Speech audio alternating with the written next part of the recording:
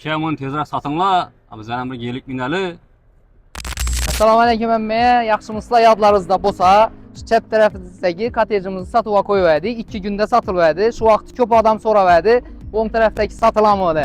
Bu cayımız ham çıraylı remont oldu. Belki cayımız değil. Buna mebellerini zorundan koyduk. Daha kalası kımmatından, zayıfından koyduk çıraylısından. Canlı bir görən. Cayımız şimdi Taşkent siyasi salınga, girgendiğim bağımız, bir de polini kafel kılınga.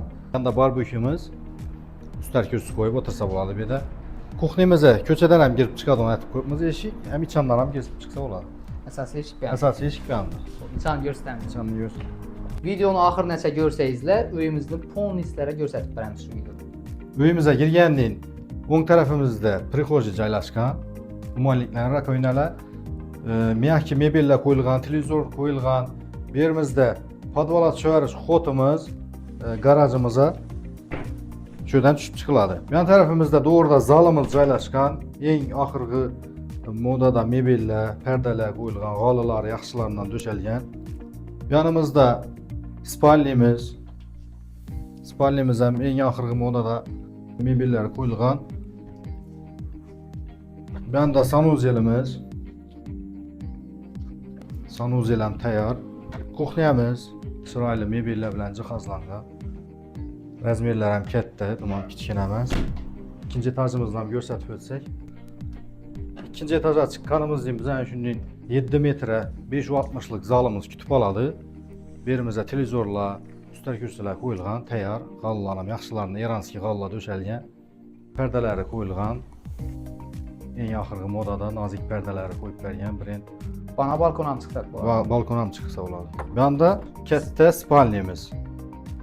4,5'a 560 razmerde. Perdeler, nazik perdeler koyulgan, çıraylı kılıp. Yanda sanuzelimiz yanında, yine bir kichkina spalnimiz var.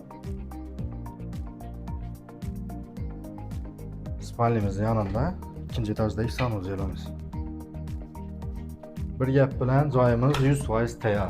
Xudo xolasa köçüp gelip əzzətib yaşayacağıq.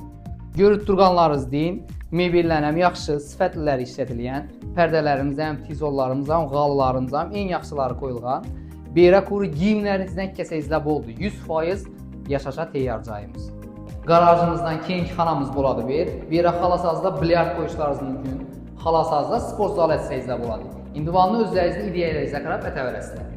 Yan taraftaki garajımıza görüp durğanlarınızda 2 maşin bemalol sığdırıp koyup, bir de TV zona kılıp, PlayStation kılıp, bugalotlarını koyup otursa boladı bemalol.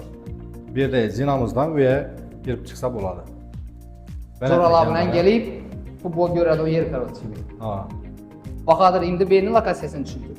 Bernin lokasiyası Köne Şavat yolu, Karavan Toyxanadan ötkəndən keyin yolun üstündə. İndi bunu baxası. Baxasını $115.000 rədd tutmaz, gəlişib verəmiz. O yadında bolsa, yan başdakini $110.000 qoyğanımız nə üçün? Baxası $115.000. Buna qımmat mebel, qımmat texnikalar işlətdik, baxası üçün çıxdılar. Demək, berə qımmat mebellər, qımmat texnikalar işlətilən üçün baxası $115.000. Bəs gələn nomerlərini yazamız, bemalol əlaqə çıxışınız mümkün. Həmməyə rəhmət.